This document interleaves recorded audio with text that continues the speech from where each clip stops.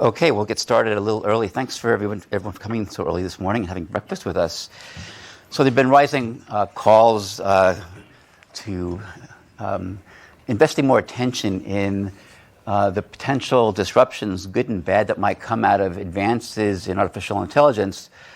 There's been waves of disruption in the past over centuries. This one's a bit different in a number of ways, per the competencies we're seeing, in that they read directly on capabilities around human intellect. And so much of what's human in human labor hinges on our ability to think, reason, predict, and so on. So there's been increasing scholarship and opinions, most of which are under great uncertainties, no matter how confident people might look, about the future, including influences of various kinds of advances in AI, and it's a big field with different subdisciplines, including machine learning, on the nature of tasks, the distribution of jobs, and so on. So today we've invited several deep thinkers to join us to share their reflections about the future of work, labor, and the economy. And so we'll be welcoming David Autor, James Manyika, Jason Furman, Sid Suri, and Stefan Dercon. And each will share about 10 minutes of their perspectives on a set of questions that I'll mention that I lofted in some email with them last week. Before I start, though, I wanted to just make a comment about this, the challenges with predicting the future. To frame the conversation here, I'd like to bring up these interesting sketches by Jean-Marc Coté, who did these in 1899, thinking about the future of what technology would bring to the world. This is the future of home automation, electric scrubbing. This idea of how automation would affect work. In this case, what barbers would be like in the future. By the way, l'an 2000, the year 2000 here. So we're looking into the future. 18 years ago, it's okay, but here's a very busy farmer in the future, and then some of these things are kind of not so far off in terms of what was being thought. This was a little bit odd at school. So we basically take this is the Coursera logo picture here, putting books into a machine and turning the machine and then educating people and so on. But one thing is interesting, and for sure, we do know a bunch about the past when it came to waves of technical innovation. So Thomas Newcomen and the Newcomen steam engine was an early version of a steam engine that led to big changes in how industry worked, including how cloth was weaved, and there was a big reaction to the loss of certain kinds of jobs that people had trained for and had spent their lives doing and many generations doing, so much so that the Luddites and folks being as frustrated as these Luddites, as they were referred to, were called, started breaking machines, actually, and it's so much so, or frame breaking, so much so that in 1812 there was a British law that gave the death penalty to people seen breaking machines. And the reaction to this law was from some of the people here: we will never lay down arms until the House of Commons passes an act to put down all machinery hurtful to the common people, and repeal that law to hang frame breakers. And some people have argued that other ways of automation are behind, for example, the rise of Marxism and the Cold War. Of course, we hear a lot about this today, even now, automation of various kinds, even pre-deep uses of AI, being behind a widening gap in earnings and in wealth. So with that said, I'd like to invite up our guests. And I'll just say as I invite them up that I asked them, why don't you all come up, and maybe if you can fit in that order, if you remember it. But if you don't worry about it, sit in any order, and we'll just go with the order you sit in here. So in a pre-discussion, I mentioned several questions. We'll just read them to you because our guests have these questions. What are challenges and opportunities ahead with advances in AI with regard to labor and the economy? What AI capabilities will have the most influence? What are key concerns and how might we proactively address them? What are the risks and poor scenarios? What are the upsides? What indicators or data should we be collecting and monitoring closely to understand better where things are going? What can we learn from previous jumps in technical capabilities around automation and their influences on people and society? What went well versus poorly in the past? What is different this time? I'm referring to a title of one of Jason's talks a couple of years ago.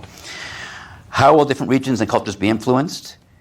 And then finally, because I know that you can't avoid this, so thinking ahead of time, what might surprise us looking back 30 years from now? So with that, let me just introduce who we have here.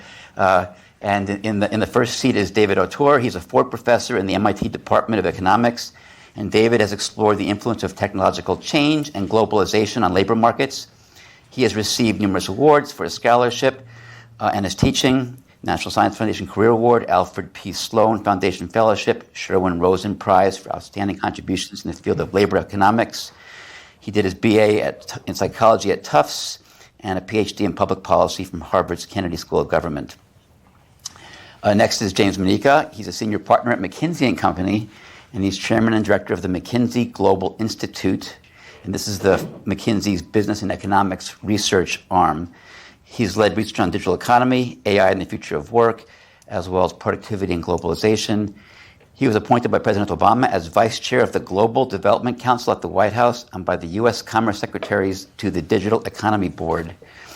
He serves on the board of the Council on Foreign Relations, MacArthur Foundation, and Hewlett Foundation, and as a Rhodes Scholar, went off to do his PhD work at Oxford, and we've had talks about this before, actually. So he fit right into MSR here with his background in robotics, mathematics, and computer science. He did his bachelor's at University of Zimbabwe as an Anglo-American scholar. Next is Jason Furman. He's the professor of the practice of economic policy at Harvard Kennedy School. He's also a non-resident senior fellow. I don't know what all these things mean. What is a non-resident senior fellow? We don't have those at MSR. At the Peterson Institute for International Economics. This followed 8 years as a top economic advisor to President Obama, including his service as the 28th chairman of the Council of Economic Advisors, acting as both President Obama's chief economist and a member of the cabinet. Jason has conducted research on a wide range of areas, including fiscal policy, tax policy, health economics, social security, and domestic and international macroeconomics. And in addition to publishing widely in journals, he is editing 2 books on economic policy. He did his PhD in economics at Harvard. And then our very own Sid Suri is a senior researcher at MSR AI, and Sid is a social scientist of the computational variety, whose work lies at the intersection of computer science, behavioral economics, and crowdsourcing and the gig economy. His early work analyzed the relationship between network topology and human behavior, and more recently has been studying gig workers who power up many applications and enhance the way Bing works and Google and so on by tagging content. He just finished a book with another MSR researcher in New York City entitled Ghost Work: How to Stop Silicon Valley from Building a New Global Underclass. And this book is due out in May of this year. And Sid earned his PhD in computer science from the University of Pennsylvania in 2007. And finally, and this is a very different perspective now that Stefan will bring, Stefan Dercon is professor of economic policy at the Blavatnik School of Government and the economics department there. He's a fellow of the Jesus College at the University of Oxford and director of the University's Center for the Study of African Economies. A few years back, he was chief economist of the Department of International Development. This is the governmental department in charge of the UK's aid policy and spending. And his interests are around the failures of markets, governments, and politics, mainly in Africa, and how to achieve change there. And he also has a late-breaking book called Dull Disasters: How Planning Ahead Will Make a Difference. And in some ways, this whole panel is about planning ahead or thinking ahead to maybe take some actions that might make the world go a bit better. Stefan is currently the academic director of Pathways for Prosperity, a commission on technology and inclusive development chaired by Melinda Gates and funded by the Bill and Melinda Gates Foundation. So with that, these great bios, and I only read portions of the bios you have in your email, believe it or not. So I want to start with David. I just ask us 10 minutes to reflect on some of those questions, and we'll just go down the line and then open it up for Q&A. Great. Thank you very much. It's a pleasure. It's an honor to be here. Thank you for inviting us. And so I'm not going to tell you about AI and all that. You know that better than I. So let me try to give you an economic perspective on how I see the interaction between automation, technological advance, and labor markets, and both the challenges and opportunities they present. So it's useful to start off by recognizing that most of the great advances, the great technological advances of the last 200 years have been directed at saving labor. Right, so tractors were invented to substitute for machine and animal muscle power. The assembly line was built to eliminate repetitive human labor and replace it with machine precision. And computing was created to automate cumbersome, error-prone human calculation and do it with digital perfection. And these technologies have worked. Right, we don't dig ditches by hand. We don't pound tools out of wrought iron. We don't do bookkeeping using books. These are all done mechanically, automatically, and so these have been an enormous success. An enormous amount of labor has been displaced from those formerly labor-intensive activities. Yet in that 200-year period, we have not run out of jobs or anything close to it. The fraction of the adult population that works in the paid labor force has risen in most countries in every decade of the last 125, with some exceptions.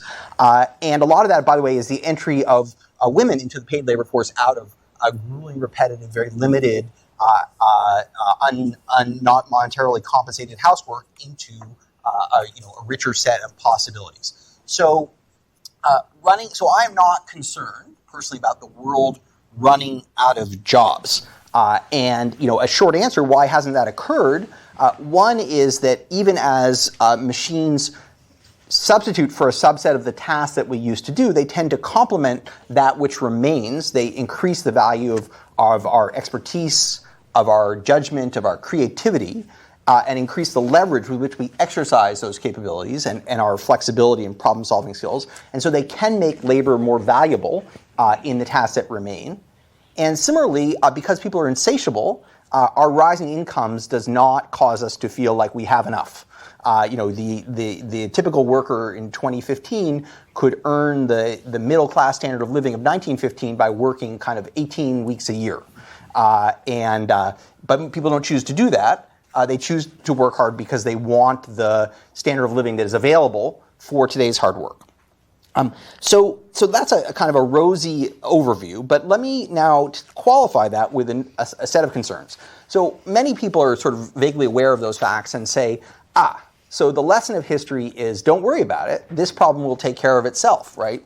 And I think that's actually that's not the right lesson of history. There's another lesson of history, of course, which is that we're doomed. We're about to get run over, and this time is different. And to which I will always glibly say every time is different. So that's not kind of meaningful. It's more useful to ask in what way is it different and what should we be concerned about. But if we think about the adaptations to prior waves of automation, there have been some really important ones, and they didn't happen on their own. So in the late 1800s and early 1900s, agricultural employment was falling at the rate of about a half percentage point per year in the United States. So 38% of all U.S. employment was on farms in 1900. Today, it's well under 2%. And that's a function of technological progress because of improvements in irrigation, in genetics, in machinery, and in other forms of science. It now just takes a couple million people to feed a population of over 300 million and export lots of food. So that's great, but there are many fewer agricultural jobs necessarily. And farmers looked around and they saw the fact that a potential crisis was looming. Their children were no longer going to be needed on the farm, and yet they were not prepared for the next thing. The next thing that was rising at that time, of course, was industry. And so many U.S. states did something quite radical. They passed laws that said their kids needed to stay in school until the age of 16.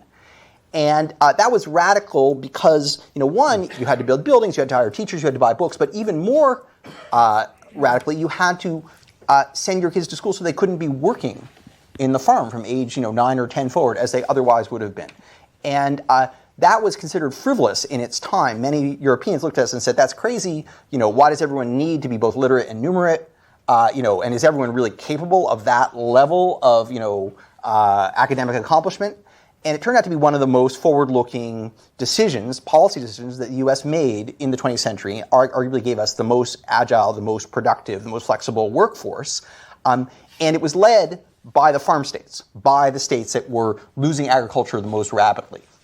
So at a critical juncture in history, the U.S. made the decision to invest in its citizens, and that made them, that instead of making their labor therefore, redundant, it enabled them to be productive in a much more mechanized, much more scientific workplace. So that's, so the lesson I take from that is that we faced a challenge and we made forward-looking decisions. We made investments that made us complementary to the technology rather than substitutable by it. So now let me talk briefly about what I see as the current challenge. The big challenge in my view that we face in the industrialized world is that the nature of work has been radically hollowed out by the process of automation. That on the one hand, if you look at the growth of job structures, look at occupations, they look like sort of a barbell with increasing poundage on either end of the bar. On the one side, you see professional, technical, managerial jobs, what you do, what we do, and there have never been so many great jobs. And these are highly educated jobs. They have a lot of job security because the skills are scarce and differentiated, and they're creative and they're interesting, and they're indoor without heavy lifting. On the other hand, you see a lot of growth of low education, low training, personal services, food service, cleaning, healthcare, entertainment.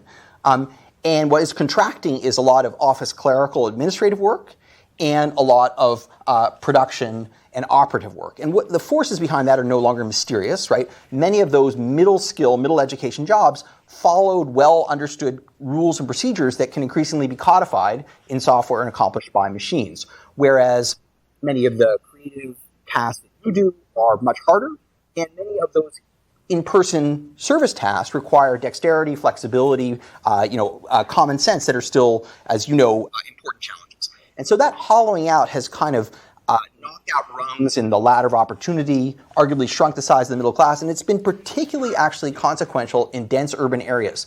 It used to be that in dense urban areas, non-college workers did much more skilled work.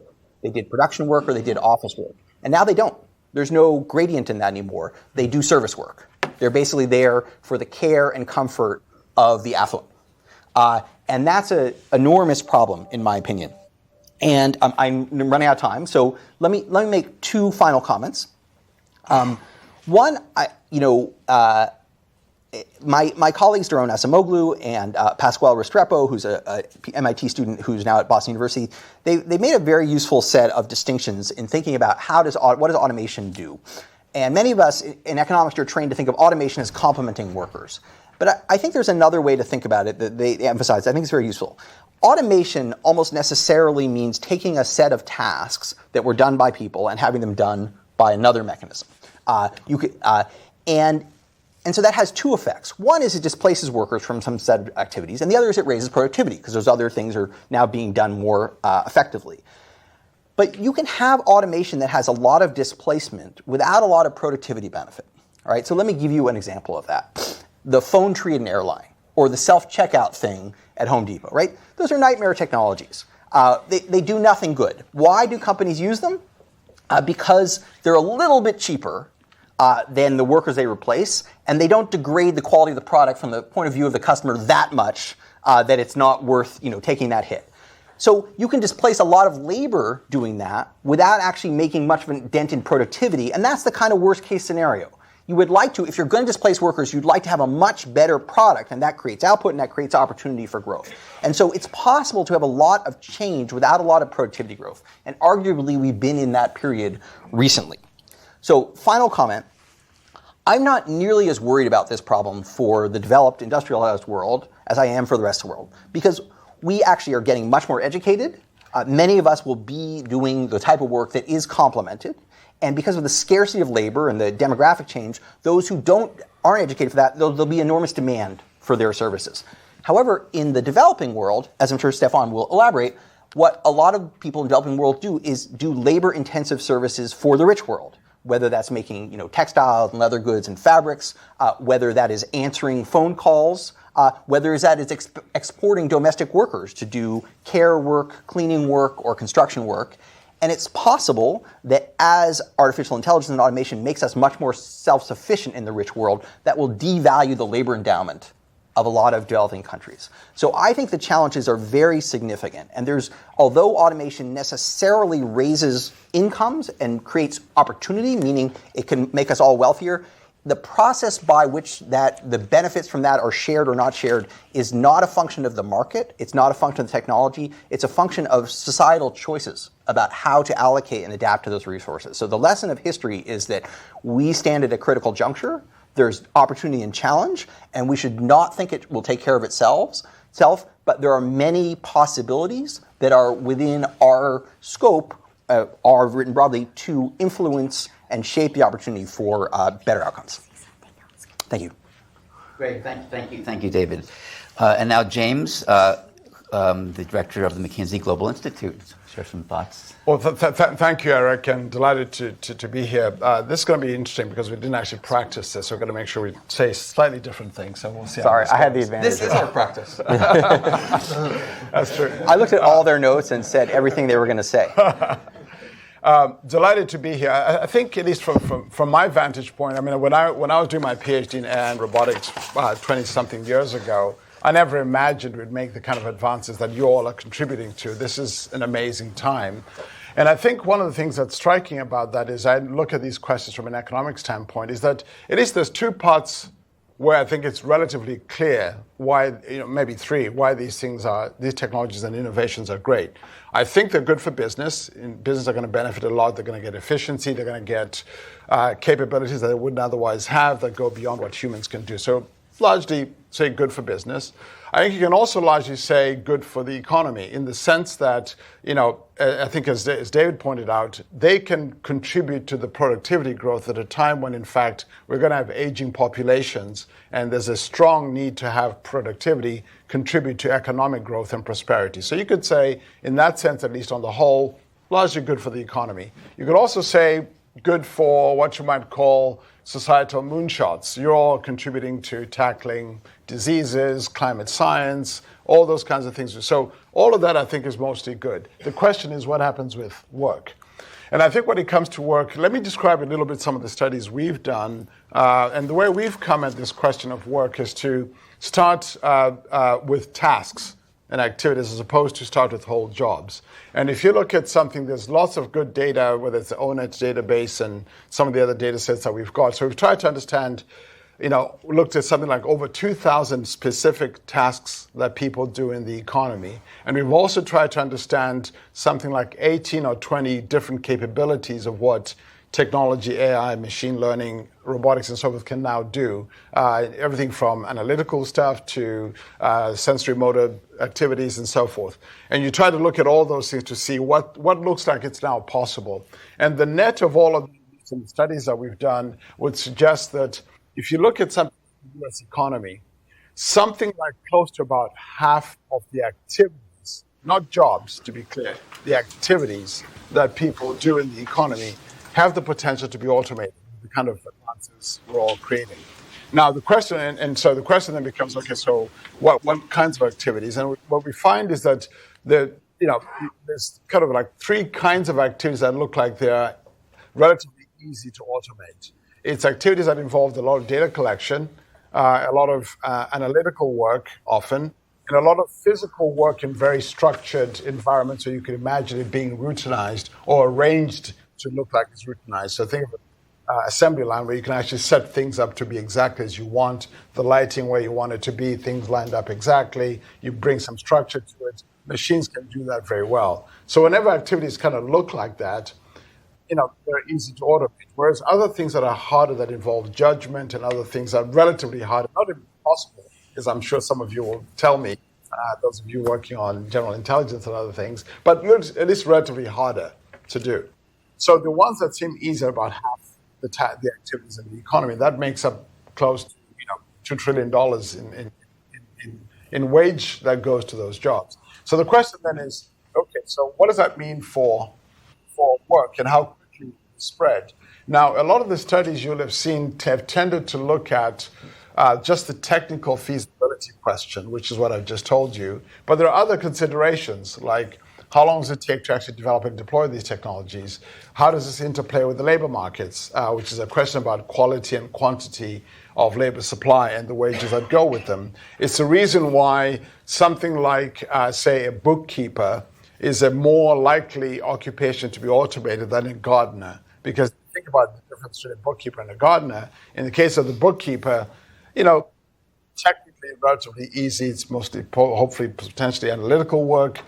You can do that with a relatively cheap computer, standard software, platform. The economics are relatively cheap. And so you could say it's relatively easy to do. A gardener, a little bit harder because they're probably working outside an unstructured environment. Yes, machines are getting better, but it's a more complicated environment and less predictable one. And even if you do it, you're looking for machines with moving parts and all the rest of it, and the cost declines of that aren't coming down quite as fast as just standard software. So you start to see, and by the way, for the gardener, we pay them a lot less. The labor supply is very, very large. More people are willing to do it. They don't need certifications or qualifications. So as you can see, you're more likely to automate the bookkeeper than you are the gardener for those reasons. So you go. So when we've looked at all of these and you start to look at scenarios to say, okay, so what does this all mean?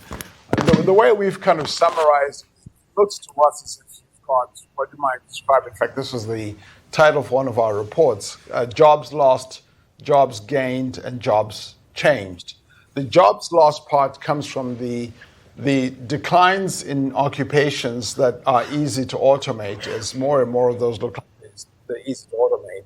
The jobs gained come from the fact that, when you get productivity growth and you get economic growth, the economy is going to grow and it creates jobs and so you go. But also other things that are going to drive job growth as aging populations kick in, the rest of the world gets a little bit more prosperous, that drives demand. So the jobs that come from economies growing and several kind of demographic and other factors that are going to create work.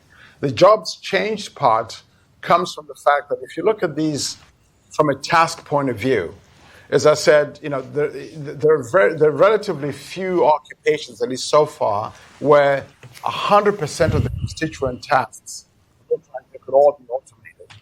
But there's a much larger number of jobs. So in our studies, we found, for example, that something like 60% of the occupations have about a third of their constituent tasks that are relatively easy to automate. So that suggests that more jobs will change than will go away, back to the idea of complementing what humans do and so forth. So this idea of jobs lost, jobs gained, and jobs changed seem to be what's going on. And a bit like David, we don't worry when we look at all those scenarios, because of course you can't predict everything. You don't know how the pace of technology is going to go, thanks to all of you. Labor markets are going to be different from place to place, so you can't fully predict everything. When we've done scenarios to try and understand that, it looks to us that, the jobs gained are going to be far higher than the jobs lost.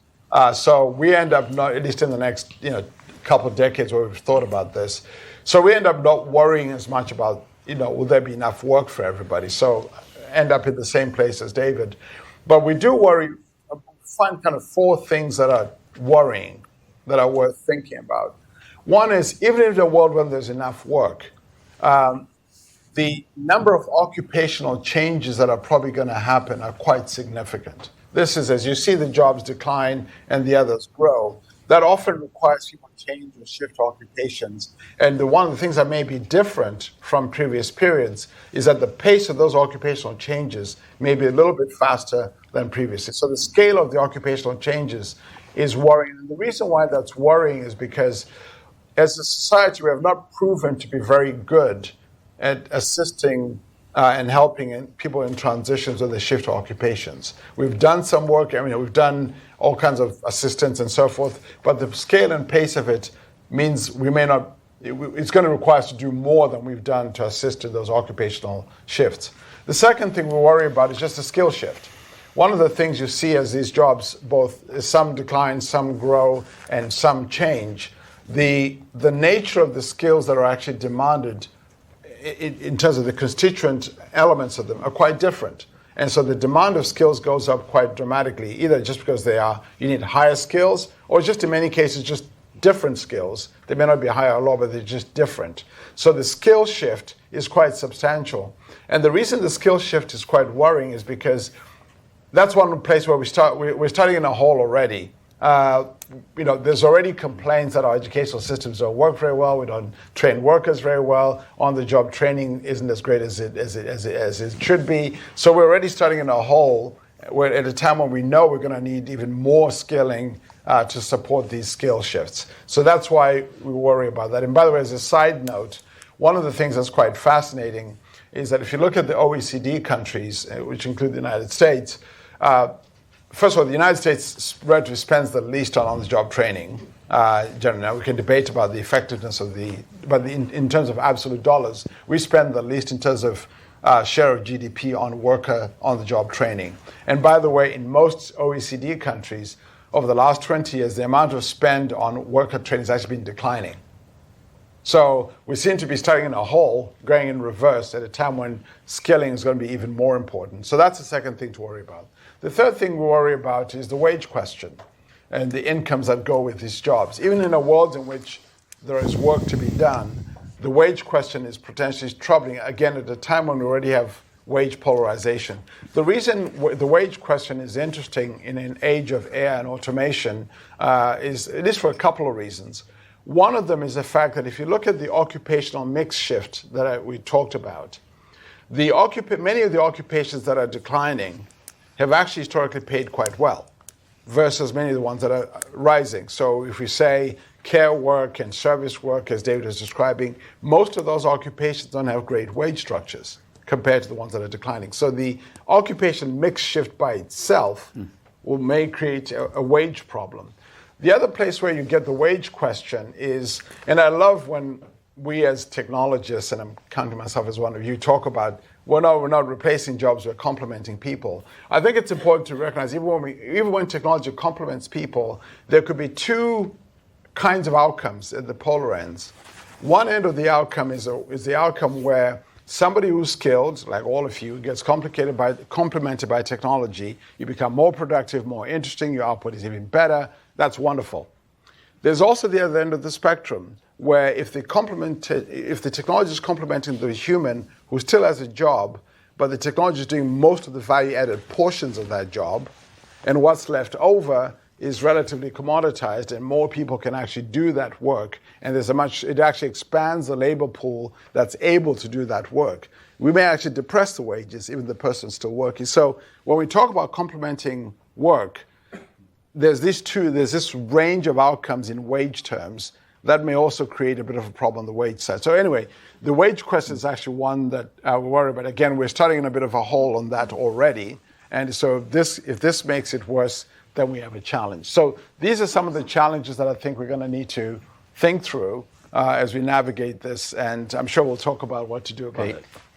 So just to weave a couple of comments together from David and James, we have a project on that farmer and agricultural assistant called FarmBeats that's actually going beyond the phone tree, but trying to do new things using machine perception and planning, forecasting, and optimization to do predictions, for example, about when to plant and when what parts of the field should be are overwatered versus under watered and so on.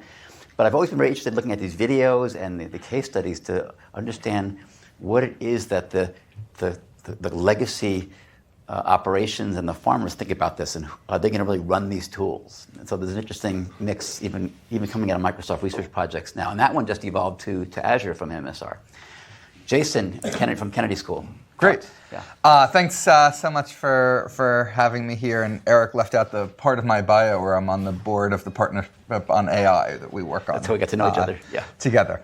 So, I was once on a streak. I'd given like 10 general interest talks in a row, things like student groups, and every single one of them, I got the question, will a robot take our jobs? And then finally I spoke to a group that broke my streak by not asking that question, and that was the judges of the Southern District of New York, who were not very worried about this issue. But just about everyone else is. They've been worried about it for a while. Eric's slides made me jealous that I didn't get to do a few of my slides. If he had let me, I would have shown you an article from 1980 in the New York Times with the headline, "A Robot is After Your Job." Then I would have showed you a story from the Wall Street Journal in 1960. Robots rise. They bid for big jobs both in outer space and in U.S. factories. So in 1960, we were worried that we were going to lose all the huge number of outer space jobs that we had to these robots. Then I might have shown you something in 1935. I think this was from the early days of Microsoft.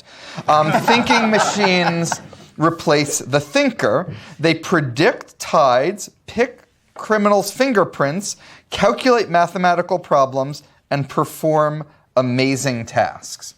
So this is something we've been predicting for a while. And for the most part, that prediction hasn't come true. I'm mostly focused on public policy. And I think trying to base public policy on predictions, it seems like what you should do, but it's actually quite fraught.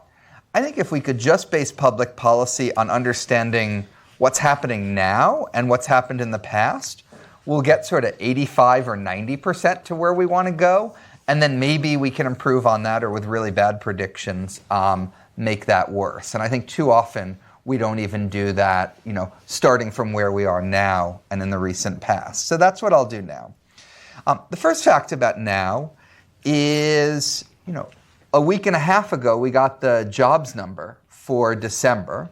And it was, I think, 314,000 jobs. That's an extraordinarily large number of jobs created in the U.S. economy. The Department of Commerce is currently shut down, so we won't get the GDP number for the fourth quarter until they reopen. But when they do, it'll probably be in the mid-twos, which is sort of okay, mediocre. So spectacular job growth, mediocre GDP. That's the exact opposite of the automation concern. That's a lot of people doing a lot of work and not making a lot. As opposed to if you had automation, you wouldn't see a lot of jobs, but you would see a lot of GDP. When you divide the GDP by the jobs, you get something called productivity. And this is the paradox that productivity growth has been quite slow.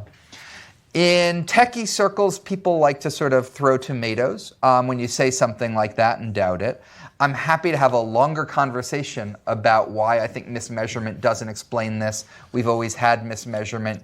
Even if you measured correctly, you'd have about as large and possibly even a larger productivity slowdown than our headline one. Just to understand why this might be the case. Take lawyers. People talk about the automation of discovery process and all the different things that AI can do that lawyers couldn't do. There was a study, I think it was McKinsey, for all I know I'm misquoting something James did, that found that each year you were able to automate about 1% of the tasks that lawyers had done the previous year. Well, productivity growth in the economy for the last 50 years has been about 2% a year. So that means every year AI with lawyers is helping us get rid of 1% of the things humans did. That's actually a bit slower than the pace. It's sort of amazing because you wouldn't have thought you could have any productivity there. We managed to squeeze some productivity out of a part of the economy we wouldn't have thought. You can see amazing stories on robots that can pick tomatoes and strawberries and other soft fruit. That's something that was really, really hard to mechanize in agriculture. That's not going to give us a whole lot of productivity growth because we've already mechanized soybeans, corn, wheat, all the things that are 95% of what we do. And so for a lot of the economy, it's enabling us to make progress, but it's enabling us to sort of push things forward in places we wouldn't have thought, but not necessarily at a faster pace. Cancer research, for example, are making faster progress on pancreatic and lung cancer, slower progress on almost every other type of cancer for the simple reason we sort of did the bigger, easier things a couple decades ago. There may be an inflection point just past where we are now. I'm not going to say there isn't one, but each year we see these data make me sort of less and less convinced that there's an inflection point. So I think there's sort of a lot of reason to think the future is going to be like the past. That one of the biggest challenges we have is we need more innovation, more labor-saving technological progress. But I don't think we should be fully reassured by the future being like the past. Part of why we're going to have jobs in the future are all the reasons that David and James talked about. Part of why is that people compete with robots for jobs. And they can see their wages get lowered in order to continue to have a job. That's called inequality. And the mismatch between not making the types of educational investments that we had made earlier in our history that David talked about and technological change continuing meant that you saw that rise in inequality. So that's sort of a scary reason that we can cope with productivity. A second thing is, yes, every decade we've employed more people than the last. But if you look at men between the age of 25 and 54, precisely the opposite is true since the 1950s. And I like to do that because that abstracts from cultural change. It abstracts from institutional change. And I think in some ways gives you a little bit of a more pure measure of how the economy is doing without being these other factors, which are really important. And men went from basically 98% in the workforce to about 88% in the workforce over a 60-year period of time. I think if you go earlier, the transition from agriculture, we managed it better than we would have if we had had no response at all. But it was enormously dislocating and played a role in World War I, World War II, and all sorts of other things before we got ourselves to the nice, happy place we are now. So I think history can reassure us on the losing half of our jobs to automation or anything scenario like that. I don't think it can reassure us that it won't take a big toll in terms of inequality. I don't think it can reassure us that it won't chip away and erode at the fraction of people working. And I don't think it can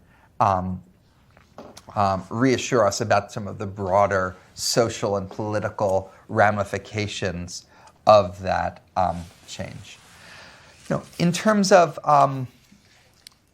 I don't think technological determinism is the right lens to look at this through.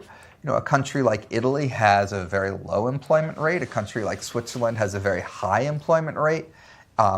If you were going off as a social scientist to try to figure that out, I don't think you'd wander around Italy looking for all the machines they had that had replaced the people working and think that, like in Switzerland, they were making all the cuckoo clocks by hand, and that's why there was so much employment there. There's all sorts of, I don't know what they are, but I'd look at cultural things, I'd look at economic policies, I'd look at institutions.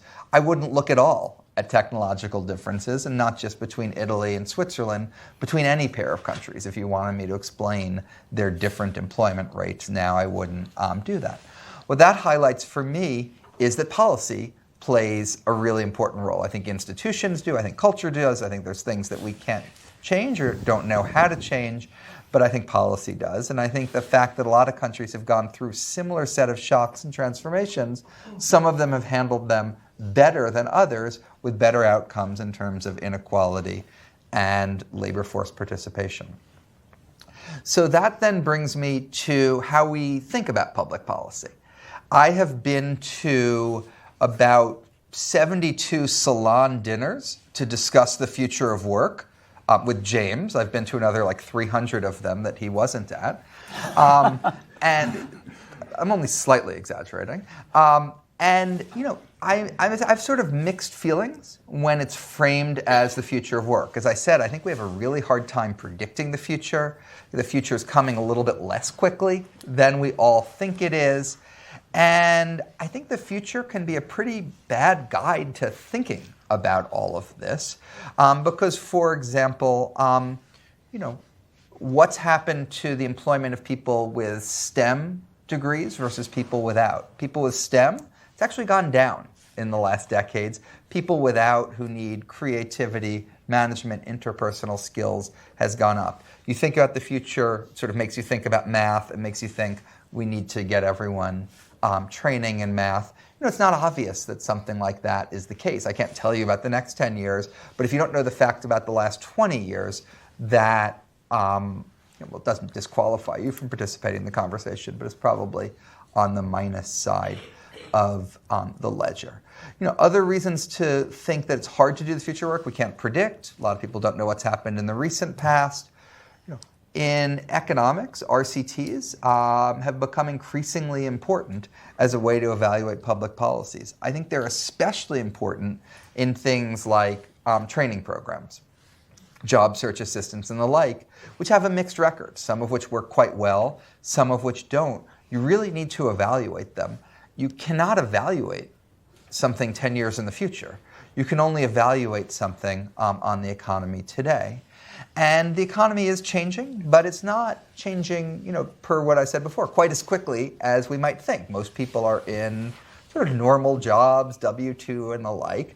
I think we need to update our policies for the growing part of the workforce that's not in those jobs, but I think the bulk of our policies should sort of focus on where the bulk of the people are. So I think if we try to get our policies right for the present and recent past of work, we'll be about 85% correct. You then want to be monitoring that. You want to think a little bit forward. One of the ways I've tried to think forward is looking at the list that researchers at Oxford, at McKinsey, and elsewhere have put of what occupations are likely to be automated. And one very robust finding in those is not the fraction of jobs that will be automated, which ranges from 15 or maybe less to 50%. But if you divide those up and ask how many of them are high skilled, how many of them are middle, and how many are low, that's quite robust. Of those 172 dinners I had with James, at 168 of them, someone brought up radiologists. The first time they brought up radiologists, I was like, wow, radiologists may be replaced by machines. By the 168th time, I'm like, wait, that's the only example we have of something in the medical profession? That must mean there's actually a lot less of this than I would have thought. And by the way, even that example doesn't check out because, as we know, it's the people working together with the machines that have a much more effective ability to diagnose rather than the machines replacing the people. So there are examples at the high end. When you go through and just sort of crunch the numbers and count them up, it's very robustly that the replacements are very correlated with lower levels of education, lower levels of skill, lower levels of wages. And that is a continuation of the last 65 years. I should have said before, the men not working going from 98% in the labor force to 88%, those were college graduates who had cashed out, sold their company, and their spouse was now working. That might be fine. But these are men mostly with a high school degree or less, mostly without a spouse at all, let alone a spouse that's working. And I think automation could mean a lot more for that. And that's why I'm sort of grateful we're having this future of work conversation. In some sense, it would have been just as timely to have it in 1965 or 1975 or 1985 as it is in the year 2019, as we were seeing manufacturing jobs get destroyed. We didn't have as much of it then, and as a result, I think we have coped much less well when we should have, and we do need a substantial investment, of which education is far and away the most reliable element and input into it, but a better set of connective tissues to connect people for jobs, train and prepare people for jobs, especially in a place like the United States where you don't have quite the same institutionally rich tissue of apprenticeships, labor unions, a school system dedicated to get people into jobs. How you can find public policies that will reproduce that, I think, is particularly important. Great, thanks, Jason. And just to clarify one thing you said, by RCTs, you meant randomized controlled trials. Yes. And are you suggesting that you can actually do large-scale policy experiments and get some valid results for guiding policy? I think it depends. If you're trying to do your training program, is it better to show up, 1 day a week or 4 days a week and target this type of person or that type of person? The general equilibrium isn't going to be that important, and so you can do an RCT off of that. You're trying to figure out how to spend your money. I'm not saying there isn't any general equilibrium. If you're trying to do a wholesale social experiment of, what is it like with 90% unionization versus 40% versus 10%? That's what I was wondering about. I think that might be quite important for employment and inequality. lends itself less well to an RCT. I mean, just to add to that, I'm at MIT. I'm co-directing this initiative on the work of the future, and there's a randomized controlled trial component of that. Actually, we just received a $1 million grant from the Gates Foundation to support experiments on not just on training, but on how people structure gig jobs, on where should people locate, how should education be revitalized or adapted. So I think there's a lot of questions. We can't run experiments on the future. We would like to, but we can run experiments on helping people adapt to changes and harness opportunities. Okay, great. Let's turn it over to Sid from Microsoft Research. Thanks, Eric. And also thanks for having me. It's a pleasure to be here in front of everyone today. I'm going to jump off of one of the points that Jason just made, and that was focusing a little bit more on the here and now and let that guide us forward. So when I think of an AI system, I don't just think about the code. I think about the humans that provided the training data, and I also think about the humans that step in when the AI system doesn't know what to do. So for example, everyone in this room knows that ImageNet was a big part of the fuel of the deep learning revolution. But what some of you might have forgotten is that Mechanical Turk workers built ImageNet. Without them, we might not have had such progress. Another example would be a common AI system is a chatbot. What some of you may or may not know is that when a chatbot doesn't know how to answer a question, what does it do? It turns to the crowd and often hires an Upwork worker to step in and answer the question. So that perspective is going to frame a lot of what I'm going to talk about today. One of the things that Mary and I did in our book is realize that these people are hidden behind APIs. Okay? Mechanical Turk workers are hired through an API, Upwork workers are hired through an API, and they're hidden, and the end user doesn't see them. And maybe that's okay, maybe it's not. But because they're hidden, what we wanted to do was bring them out into the light, shine a light on them, say, hey, there's these people, they're doing this work, it's helping all of us. How can we support them? So there's a few challenges here. Number one is this work is really neither full-time nor part-time. And in the United States, at least, the social safety net is often tied to employment. So these people aren't categorized, social safety net's tied to employment. Uh-oh, now what? There's no disability, there's no unemployment, there's no after-dinner drinks, after-work drinks, there's no Sunday softball game. It's a very sterile environment, this kind of work. So that's one sort of challenge. One opportunity I see, this is going to touch on David's barbell model, where he was saying that people on one end of the barbell are gravitating towards service sector jobs. What we found in a lot of our interviews that we've done with these workers, we did over 200 of them, was that a lot of them were gravitating to this kind of work because the best jobs where they lived were Walmart, McDonald's, these service sector jobs that, the hours can be unpredictable, the benefits might not be that great, so they switched to doing online, on-demand work to sort of provide a sort of pressure release valve. Another upside that we found is because when you do this work, it is done through an API, nobody often, not in every platform, but often people don't know your personal characteristics. So now, say you're part of a discriminated class. Maybe that's because of your race, your gender, your religion, your ethnicity, what have you. Well, nobody in these labor markets often, they don't know that you're part of this discriminated class, so now you can get a job. So, for example, Mary interviewed a Muslim woman in South India where it was culturally, let's say, looked down upon to work outside the home. So what she did was she did this kind of online labor from her home so that she could contribute financially, and she took immense pride in this. She can contribute financially to her home and sort of skirt the cultural constraints of not being allowed to work outside the home. So those are some of the upsides. Some of the downsides. Could this be a kind of like a rich get richer phenomenon in the sense that rich countries, United States, China, Russia, etc., have strong AI presence? How's that going to net out? Are those countries going to then just, I'm going to turn to the economist stance of this one, are those countries just going to get richer by exporting that? Or could you imagine a more sort of egalitarian outcome? Looking forward a bit, Eric asked us to sort of do that. So he asked us to look forward about 30 years. That's a long time. So for surprises. Surprises? Well, I said, what last question was, what will surprise us 30 years from now looking backwards? And so here's, so you have to so sort of to, imagine what will surprise you now. So to answer that question, what I did was I looked back 30 years. So what was going on in 1989? Windows 3.1 was not yet out. The web was just invented by Tim Berners-Lee, and a 56K modem was like not yet a thing, okay? So if I'm gonna look 30 years out, and what might surprise you, I'm gonna have to look at something that's kind of niche right now, but I think will become mainstream in 30 years, as looking back 30 years guided me to do.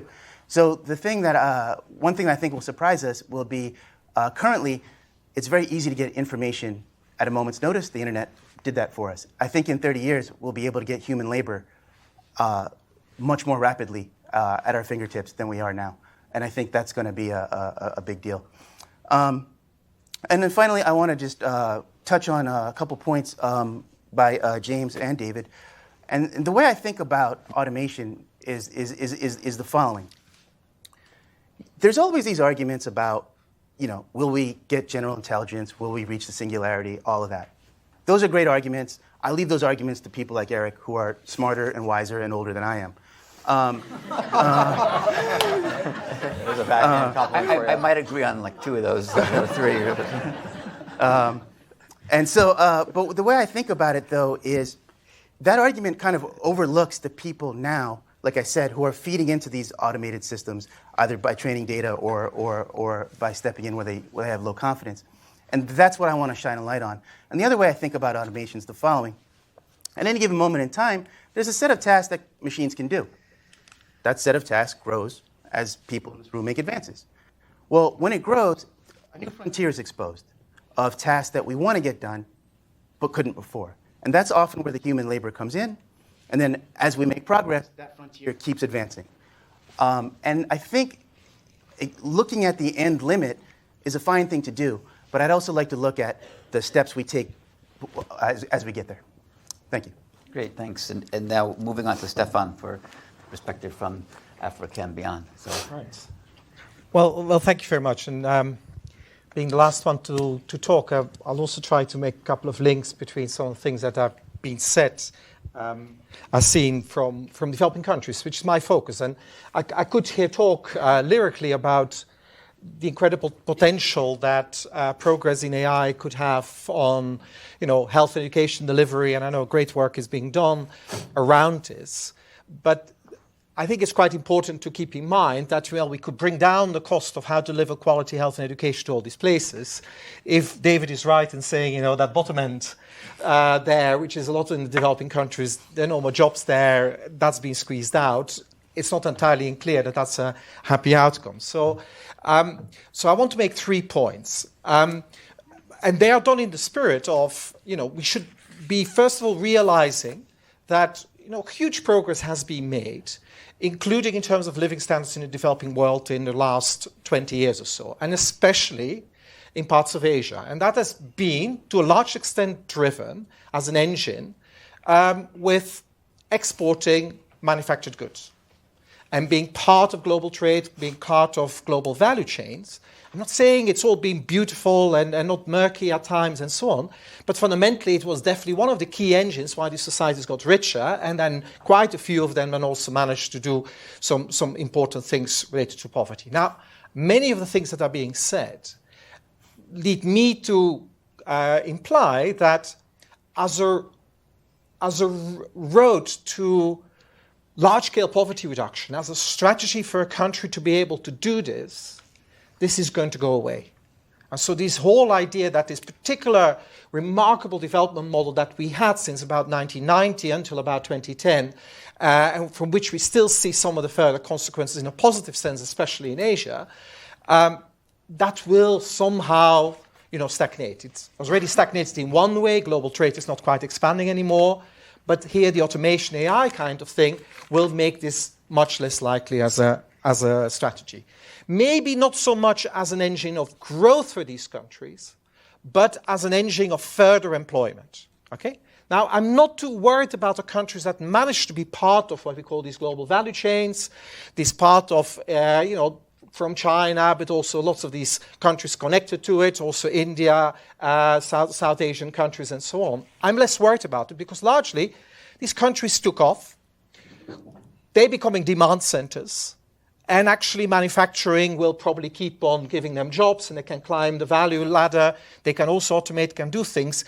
And actually, when you do this in a context when your economy is fast growing, these transitions, you can probably handle, you can do things. So actually, less worried about them. But the places I'm most worried about is those countries in the developing world that didn't manage to take advantage of these processes, which is basically Africa. So think of it, it's probably the best model we had in terms from an economic point of view. Go for exports of manufactured goods with clear productivity ladders and such a big source of employment in the countries involved. Definitely as a source of employment, it goes away. But also, if it's all to do with AI and automation, it becomes harder to imagine that these countries can actually really get a foothold into it when they're not started.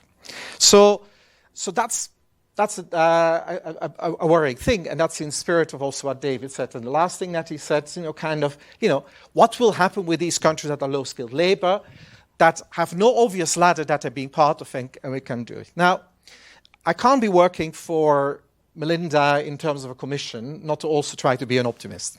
That's obligatory, and we'll have to do that. But it's quite useful, because I think that perspective, that it's all to do with what's been happening in manufacturing and then the automation that's been happening there on the factory floor, forgets something, and I think Sid was already alluding to it and others as well, is that there is also another important part of what a lot of these new technologies are doing, which is not just optimizing production technologies on the factory floor, getting much more efficient ways of translating the inputs into outputs and letting a robot do certain things, but actually having mechanisms to increase much more the allocational efficiency in your economies, locally, nationally, globally. So, and that tends to be forgetting. Adam Smith, when he talked about growth, was always about that. It was not about the technological progress on the factory floor and then we'll move out. He talked about getting the allocation better in economies. Now, that's an important part of it. I can think of it, what you were talking about in terms of labor allocation. That's not just national, but potentially globally. You can be having a much better connectivity. And now and here it comes down to two forces that, and then it becomes crystal ball gazing and we have to be worrying a bit about it. One is the technological innovation that are going to come, is it largely going to be of the type of the automation? The automation of taking tasks away from people and removing more people out of doing things and somehow AI as automation. Or are we actually going to get very much better progress in communication technologies first that allows people to do all kinds of work far more from a distance? Because then the reasons why, initially in this global value chain, and China and Thailand and Bangladesh and so on could be part of it, had a lot to do because there was just enough good communication with all these places that it could be done remotely. And if we can keep on improving that, we can imagine a situation where maybe existing manufacturing global value chains become less important, but actually new ones can emerge, and not least in terms of some services provision. Now, I don't know, this is crystal ball gazing, how these two things will trade off. But you can imagine, and I sometimes think, that in due course, with human voices becoming scarcer in our own economies with labor scarcity and aging, and I'll be retired sitting somewhere in my retirement home, well, actually, a human voice will come from Bangladesh. And I'm sure you'll have some AI that may sound as if it's British or Belgian, where I'm from, and I can actually communicate and thinking I'm talking to someone that this comes from my background. But they can be somewhere else, and they can do it. And that's not necessarily a bot, but it can be enabled. And you can imagine much more complicated service provision being done remotely as part of processes, and much more processes that, be more decentralized. So you could imagine something there happening. That could be a positive thing. Okay, so also similarly, and I think that's where sometimes a little bit less worried about developing world than maybe I would be, say, in the UK or Sheffield or here certain parts, is that, you're starting so low, okay? When we're talking here, an Uber job and a delivery job or just Eat job sounds like not very good. When I work in Africa, the informal sector, it sucks. It totally sucks. It's the worst type of world you can have. You have total job uncertainty. You have no connectivity. You can't find it. You have no way of allocating your labor. You're sitting idle, waiting for opportunities. And meanwhile, it's incredibly low. So actually, getting some of these kind of things started to emerge, getting this allocation efficiency, say in cities or between rural and urban areas, to start working better, that actually is progress. It's not great, but it is actually progress. So it's quite an interesting thing that, there's a paper forthcoming in the American Economic Review that says, well, a lot of the predictions that we have about, technology and internet coming into economies, they may be similar, but with probably one exception. They found that the access to high-speed internet in African countries, 12 countries, actually increased employment, formal employment, across all skill levels. More so for the skilled parts, the usual prediction, but the bottom end, it's better than the kind of jobs that you were having. And so you can actually move up a bit, and you can getting some of these dynamics as well. So in that sense, it's not like, so there's this, and so it's these two things, what can happen in economies on its own, and also globally, that there may actually be global connectivity, because that labor is still fundamentally cheap. And maybe it can be part of these kind of things. So sometimes I'm a bit more worried about the kind of lower skilled end here, because there are, maybe because of increased opportunities of both getting more efficient allocation and better communication, to allocate that from all over the world. And that's the kind of thing. So come to the policy things. So, one thing, though, why this may not happen, is that when I work on African countries, maybe I'm worried that we are not prepared here. These countries are absolutely not prepared for this. The basic, digital readiness of these countries is surprisingly low. They are living entirely in fear, and they're reading some of these reports and they get even more scared. But they have very little constructive advice, what can they actually do in their own countries. And I think of, for example, two things. It is the case, for example, that we may assume internet connectivity all over the world is connected. No, it's probably about 3 billion people in the world that are not connected. And we were looking at it as part of the Commission. I can't see a business model that is currently used that will get them to be connected quite quickly. I was in China talking to Huawei, maybe one shouldn't anymore, but anyway, I was talking to them and asking, what do you think will be your cheapest phone you will deliver in Africa? And say, it won't get cheaper as this, $100. Now, that people can't afford that. Data is incredibly expensive in these places. So this 3 billion, it's not because there's no masts and mobile phone connectivity. They just can't get access to these kind of things. So that's one thing. Another part of it, basic governance. These countries are scared, and they do all kinds of fairly random things in terms of how to actually start governing things. And then finally, things that I would worry about. This is, I think, a potential. Maybe it's too positive a vision, but I think there will be countries that actually will be able to take advantage. I think it happened with the previous process of new changes in global value chains. There were a few surprises. There was a famous one, Gunnar Myrdal, Nobel Prize-winning economist, but he wrote about Asian drama and he wrote about Africa and said, I have no idea with Africa, maybe some countries will become successful. But one country I can be sure of will never be successful in the world will be Mauritius. Now, it's probably the one that managed to get into global value chains. Again, here, there will be surprises. But I'm very worried that there's going to be a son of a Trump at some point that basically will be policymaking in the rich countries that actually says, that kind of globalization of labor, the opportunities from there, we will not allow it. We will close you off from this kind of opportunities as well, and so on. And we'll need to be very careful on it. And then I think that's when I would be worried in 10, 15 years from now on the future of especially the African continent. Thank you. Well, thank you. Thank you to all the panelists. We'll open it up to questions and comments from the audience and from one another to each other.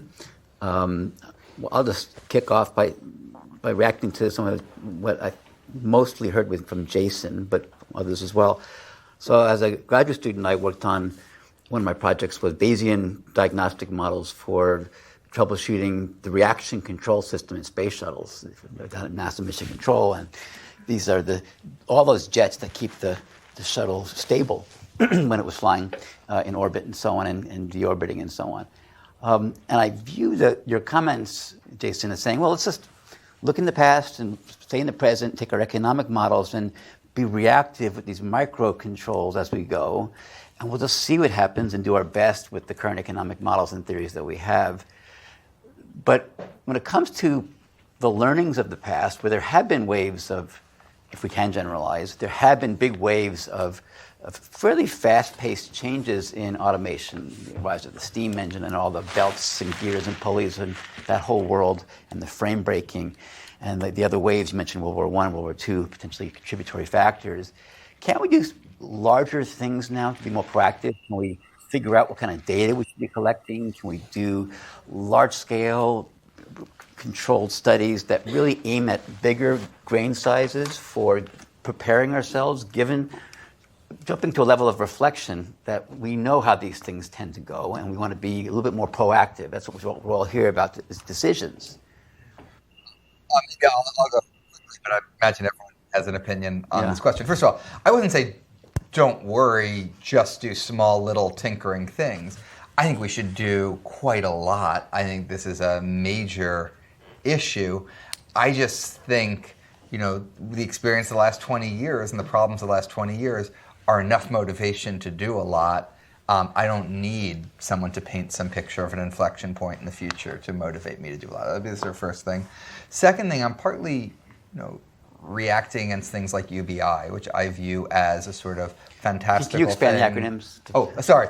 Universal Basic Income, where everyone gets a fixed amount of money every year. And, the sort of numbers don't add up.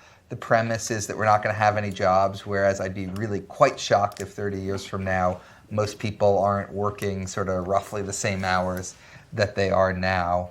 And, so I think that's sort of often justified based on predictions that I think get sort of way ahead of where we are now. So I think, in these RCTs we do, randomized control trials, for those who didn't remember from last time, to weight them towards part of the economy that we think will be bigger in the future rather than will be smaller in the future, to try to be collecting data in real time about the things I'm saying, to grapple with this question of productivity growth measurement and what's happening with it. I think all of those are important. I think we should be doing big stuff, but I just wouldn't. I have no problem motivating the big stuff from the president. I should jump in, though, which is on the UBI point. So I'm with you. I'm not sure I like UBI, but I like the debate and discussions provoking, which is it's causing us to have to think about, do people earn enough to live? So I'm actually in favor of wage subsidies of some sort that are linked to people, doing something, right? Whether it's, they're working, but they're just not earning enough. So how do we subsidize wages in some form or fashion? The other big thing I'm also in favor of doing something about, one of the things that's quite striking is if you look at how our economy works, we don't do, we've figured out ways to encourage the system, whether it's companies and others, to invest in things like capital, capital investment. There allow people to depreciate them, to write them off, and we give R&D tax deductions of one sort or another to encourage investments in those things, which is a good thing for those companies and for the economy. We don't do anywhere close to as much on the human capital side. So most companies today, when you pay for and spend money on worker training, that's usually an expense. You don't typically write off quite as much. So there's just something about, can we do more on the human capital side to encourage the kind of investments, especially at a time when we know, system-wide, we generally are spending less. Companies and the public sector is generally spending less on worker training. Sid. So one piece of your question that Jason also alluded to was, what should we be measuring that we're not right now, looking a little forward? You can't study what you don't measure. You can't study what you don't count. And there's not a lot, in my opinion, of good data about, what jobs are being created by AIs, what jobs are being displaced. Are those jobs that are being displaced, are the jobs that are being created, are they for the people who got displaced or for a different set of people? James has done, the best work you can possibly do with the data we have. David and some of his colleagues have as well. But I think the data quality here is not what any of us would want. And I think a much more concerted, large-scale effort there would be welcome from the CS perspective as well. Okay, the audience. You don't need to define. What was the Jason? He doesn't need to define CS. Maybe for the outside audience, computer science. Okay. Go over here. Yeah. Really? Yeah. Hi, panelists. Thank you very much. This is a very engaging discussion. I have a question for you from the disability lens. There's a lot of data that's pointing out about mainstream employment, very sketchy data throughout the eras on people with disability. If you have a magic wand to take advantage of 1 billion people with disabilities and their talent for the next foreseeable future, what would you do to help this marginalized group become a more active participant in the workforce? Thanks, Jenny, for your question. Yeah. So one of the things we actually found in our interview data was that people with disabilities who, again, are often part, unfortunately so, of a discriminated class, we found them doing on-demand work. For example, there was a gentleman in India. He was paralyzed from the waist down, and nonetheless, his mind was completely sharp, and he was working away, contributing to his family, and it was a heartwarming story. Yeah, David. In theory, we should be in the best possible time for people with physical limitations to do meaningful work, because there's so many ways that we can augment, compensate for specific, limitations. Like for example, in Japan, there's a restaurant that's staffed by robots that are controlled by people with disabilities who are in the back, and in fact, those are their automata. In the U.S., ironically, after the passage of the Americans with Disabilities Act, the population rate of adults with self-reported work limitations fell for 20 years consecutively. It has now risen again a lot in the last 5 or 7 years. Two forces behind that. One is the tightening labor market. Another actually is changes in disability policy in the Social Security Administration that have been much less accommodating and much more demanding. I think that the irony is this problem should have been getting better for a long time, and that's a failure. The upside is clearly there's enormous potential to have because of machine. And I expect not just the sort of traditionally work limited population. All of us will have back limitations, motor limitations that we can compensate for with robotics and so on. So I imagine people will also have longer productive lives as they make adjustments for the inevitable deterioration of physical health. Yeah, go ahead. So, James, you mentioned the lack of work training in America, but it seems like as people live longer and technology changes more rapidly, as people age past their education age, they will slowly become less skilled in the future. So, at 20, you may know this cutting edge technology. At 40, you may not. So, how do we think about that? Not just from the company training perspective, where it might be cheaper for them to just replace, aging people, but also from a personal development perspective, where you may need re-education or something like that. Yeah, and I actually think it's it's one of the questions that I think doesn't have easy answers to, because it's easier to describe the problem, which is we need lifelong learning. But one of the things that's actually been very, very difficult is, at least in recent times, there have been very few very large-scale learning initiatives that have kind of worked. One of the things I'm always struck by is when you look at all these reskilling initiatives, quite often most of the examples you come across tend to be very small. Yeah, we trained 100 people, we trained 50. So the doing this at scale is actually very, very hard. And also just creating a culture and mechanisms that allow lifelong learning. Now, you could argue how well it's done, and Eric, you probably have a view on this given some of your medical connections. Some professions have always had these lifelong learning things built in, continuing education and requirements and those called recertification and so forth, that hopefully create incentives for people to go back and relearn what they think they know already, or recertify, or whatever have you. So I don't know whether some package of incentives but also capabilities and mechanisms for people to keep learning can be built in. One of the things I worry about with the lifelong learning is that there's some interesting empirical evidence and some work that's been done, I think it was at Columbia, that showed that as much as we talk about reskilling, socioeconomically, it's actually quite hard often for people in their 50s, for example, to choose to do that. They've done some empirical work, which is the incentives and motivation to go back. They're not, now this is arguably a somewhat self-selected group. You probably are all motivated to learn, but when the empirical studies that they've done would suggest that we shouldn't assume that everybody in that position and age range will want to do that.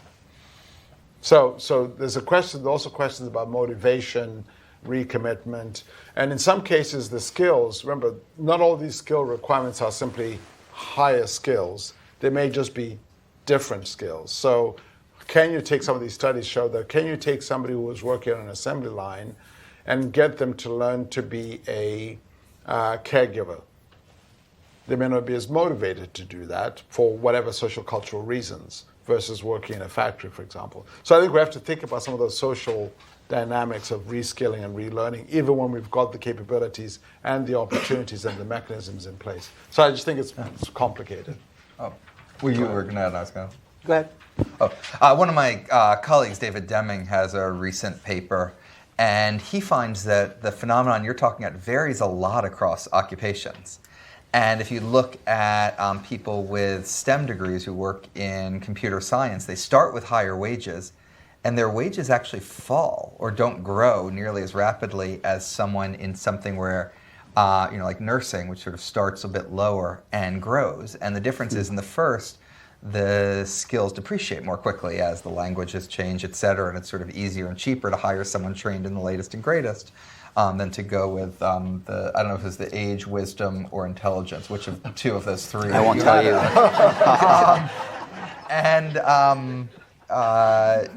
Whereas in nursing, sort of confronting more and more different and varied types of cases and learning some of the tail ones and all of that can matter more. So I think this varies across occupations. The second thing, sort of building on what James said, in terms of public policy for people past their mid-50s, I think we need something that economists call wage insurance, which is, if you lose your job, we give you insurance.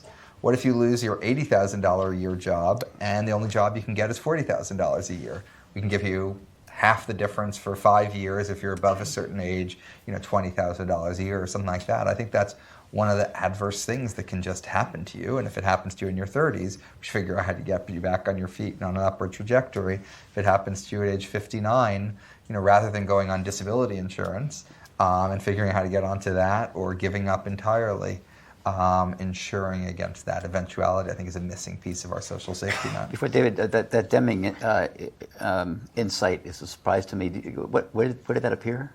It's an NBER working paper, and it's we sort of something that I think. David may have an opinion on it. I think the tires need to be kicked on it. I wouldn't say it's 100% true yet, but yes, I think it was really quite interesting. He also found, by looking at Burning Glass data on job postings, that jobs are changing less rapidly in his estimate rather than more rapidly. But STEM there's a whole bunch jobs- of issues with that. But STEM jobs have very high rates of task Yes. flux, right? So what happens in STEM job changes so fast, and that's probably one of the reasons why the skills seem to have a shorter shelf life. Right. I see. Can I make one But further yes, comment? yes, David, I'm sorry. This would tend to make you think, oh my God, older workers must just be really screwed in this rapidly moving economy. But that's not true at all. And in fact, labor force participation rates of near elderly adults have risen a lot. They've done better than the young, especially the educated ones. So, part of it, we're in a period where we're in a demographic crunch, and there are relatively few young people. The workforce is aging, but that in some sense creates more demand. Because for educated older people, they'll have longer working lives. That's a good thing.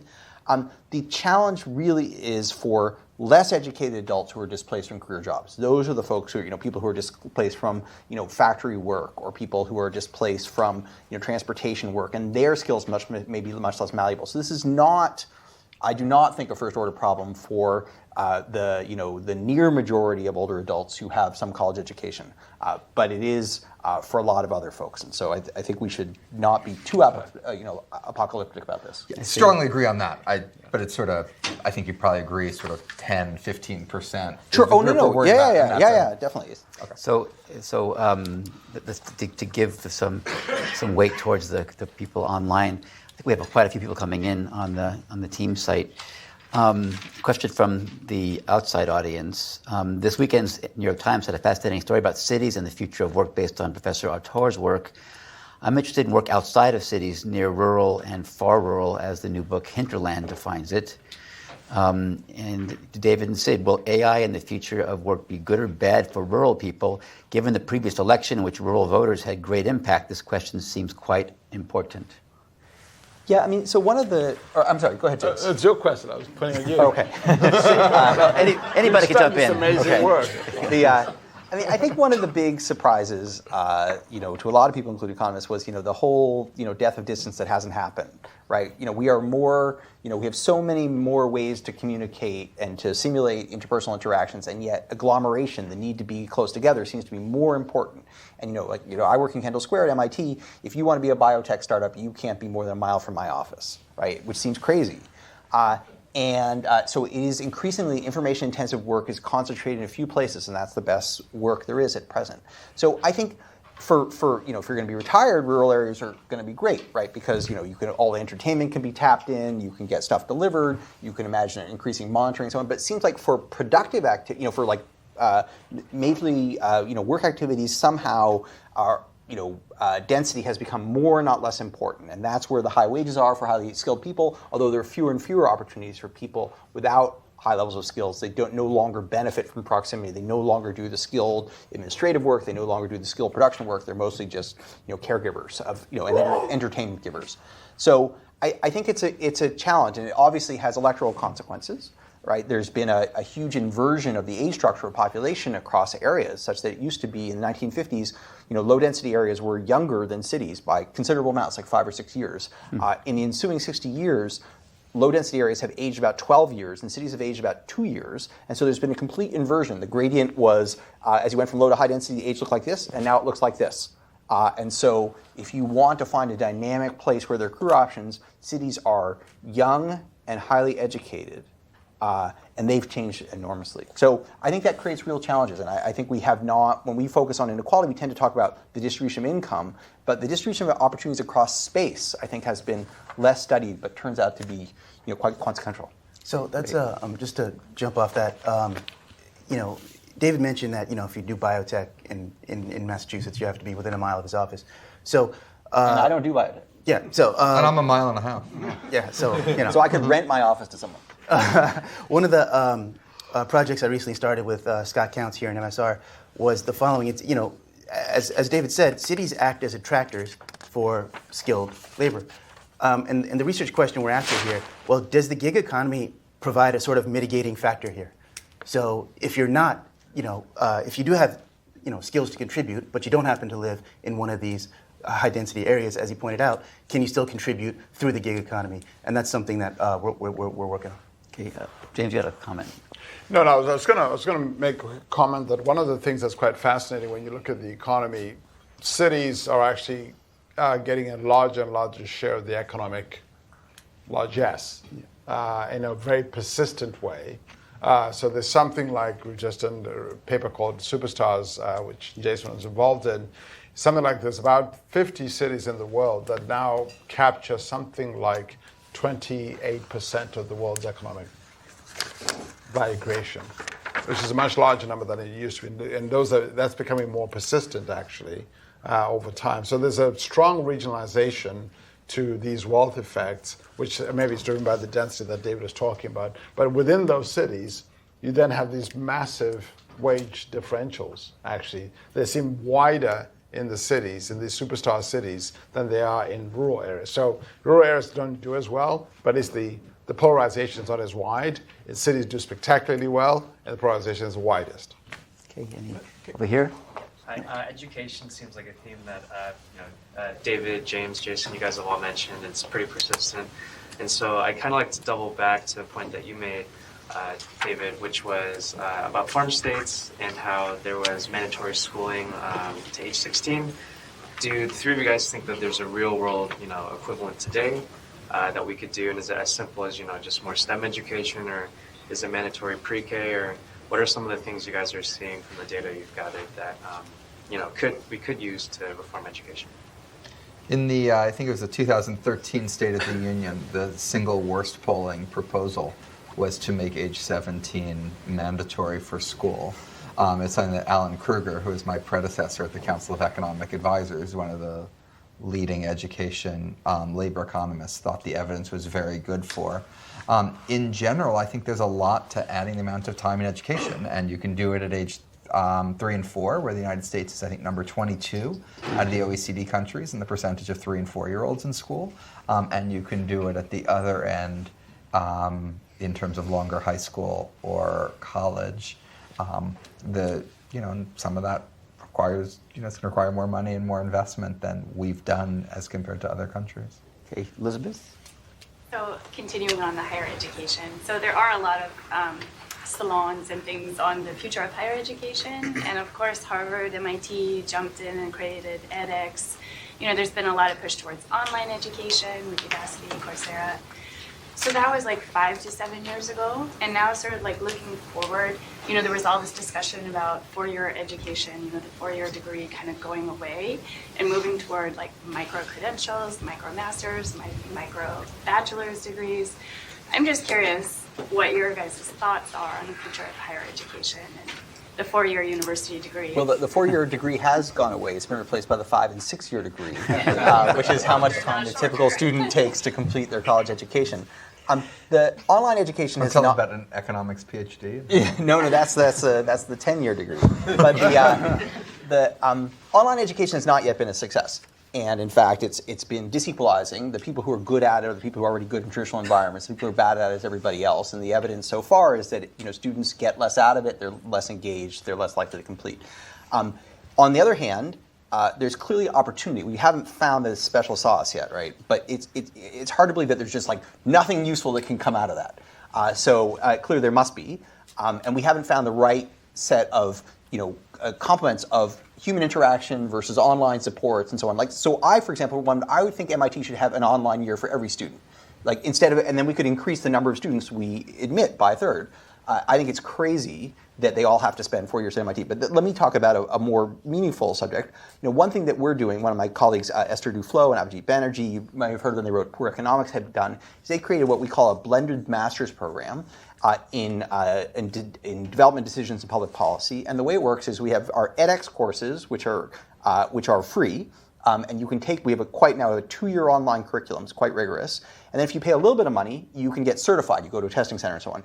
Among the people who do the very best in that, they can apply to then complete, and they get an MIT X degree, which is worth about what you paid for it. And then they can apply and come do another residential semester at MIT and get a master's degree from MIT in this field. And that opens a funnel for talent that would never be feasible for a place like MIT.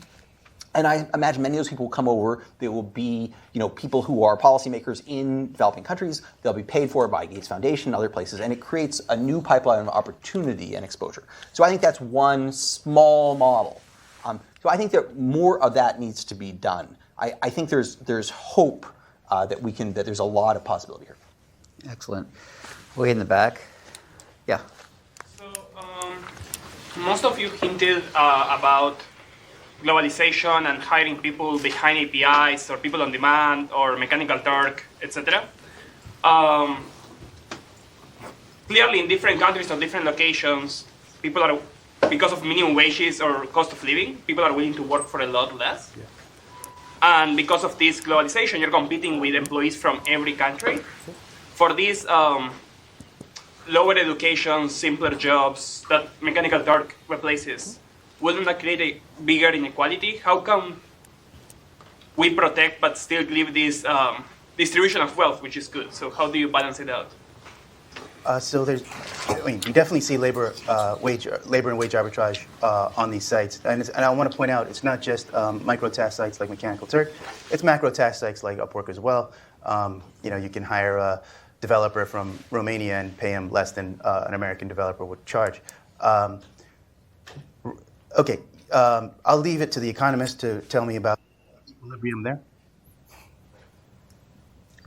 I mean, it's better for you to talk. Did someone say equilibrium? I mean, look, when you see it from the point of view of these poorer countries, you see less of a problem than the way you see it when you have an audience somewhere in the US. So, we can only observe that global trade in goods over the last 20 years had an enormous equalizing force. It's the first time that earnings in Asia were beginning to converge back to what happened in OECD countries. I would celebrate that. That's a great thing that they're going up and they're getting closer. And that's across the skill distribution. And there's internal inequality issues, but it's there. So you need to ask your question, even the ethical point of view, what is the trade-off between these? How do you handle the disruption that this may have here by because in a sense what Sid is talking about is that labor becomes increasingly tradable even though people don't have to move anymore. Actually, just an interesting statistic that I recently saw is that, take a country that used to get most of its export earnings from trading people, literally, Philippines, remittances was the biggest source of foreign exchange, and from export earnings. Actually, next year, this is likely to be internet-enabled services and IT services. So that actually, and that's just the same thing that we're seeing, rather than people moving, you're allowing goods to move and services move, and it's an equalizing force. But look, the disruption and so on it gets in your societies, it's a choice. But I have less problem with the ethical issue raised to it because there's these huge inequalities there. I also want to just take a flip side of the market for a minute. Another thing I've done is I've interviewed my team has interviewed about 70 some people, full-time employees at Microsoft, but also other enterprise companies in the United States, hiring out labor. And those people, people in this room, I'm talking about, and those people, it's in the front of their mind. What are the ethics of this? Is this a race to the bottom that I'm contributing to?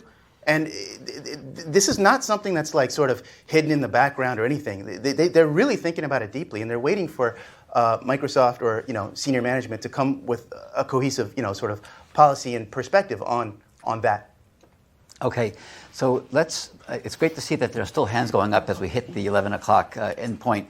We'll have a little bit of time up here for people to come up and just meet and talk and ask your questions directly to the panelists. But I want to thank David and James and Jason, Sid and Stefan. Thanks very much for the session today. Thank you, everybody. Thank you. Great job. Great job. Thank you very much. Great job.